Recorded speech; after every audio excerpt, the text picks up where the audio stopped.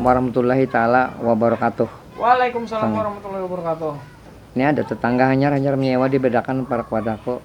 Nya kada suah di berdiam di Banjar bang.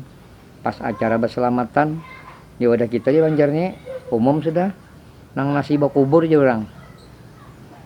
Bawang aja di atasnya, iwaknya di dalam. Jadi waktu kau tawari, masnya kok makan jar kok. Saya sudah kenyang jar. Melihat bawang aja di atas nasi kada kelihatan iwaknya. Jadi makanannya orang ini sudah pada kenyang dari mbah. Tak dicalok ayam dalamnya berparu-paru. Ayam. Itu seminggu kemudian selamatan pulang di lain. Makanannya pas waktu itu nasi lawan sopnya. Inya ingat nang semalam kan iwaknya di dalam. Ambil nasinya aja, jar kok mas itu ambil sopnya enggak. Saya nasinya aja jar.